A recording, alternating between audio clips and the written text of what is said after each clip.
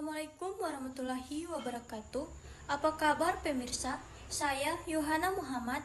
Pada kesempatan kali ini, saya akan membahas topik yang sangat penting, namun seringkali kurang diperhatikan, yaitu peran bidan dalam kesehatan mental ibu hamil dan nifas. Pertama-tama, kita perlu memahami dulu, apa sih yang dimaksud dengan kesehatan mental ibu hamil dan nifas? Kesehatan mental adalah kondisi di mana seseorang mampu berpikir positif, mengendalikan emosi, dan beradaptasi dengan perubahan, termasuk perubahan besar yang terjadi selama hamil dan setelah melahirkan. Ibu hamil seringkali mengalami perubahan hormon, kelelahan, dan kecemasan menghadapi persalinan. Begitu juga setelah melahirkan, banyak ibu mengalami stres, cemas, bahkan baby blues atau depresi pasca persalinan. Nah, disinilah peran bidan menjadi sangat penting. Setelah kita memahami makna dan pentingnya kesehatan mental bagi ibu hamil dan nifas, kita masuk ke pembahasan selanjutnya, yaitu peran bidan selama masa kehamilan. Pada masa kehamilan, bidan bukan hanya bertugas melakukan pemeriksaan fisik, tetapi juga menjadi pendamping dan sumber dukungan emosional bagi ibu.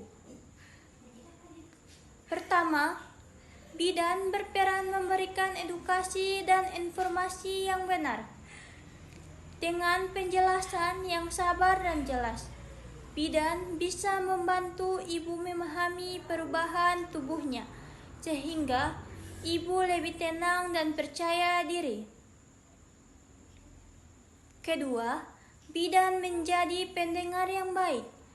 Terkadang, ibu hanya ingin didengarkan saat merasa cemas atau takut menghadapi persalinan.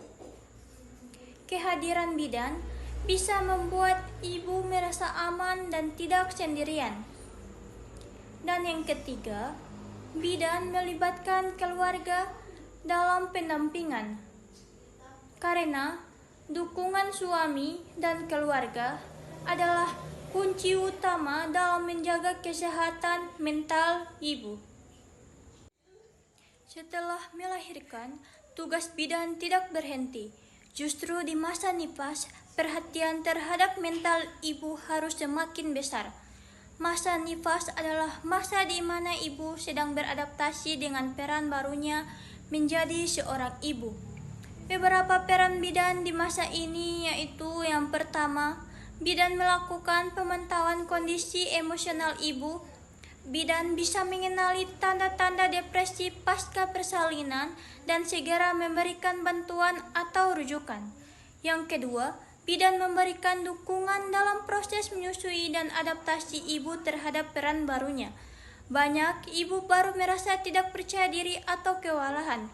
Dengan bimbingan yang lembut, bidan membantu ibu menyesuaikan diri dengan rutinitas barunya bersama bayi. Yang ketiga, membangun suasana positif.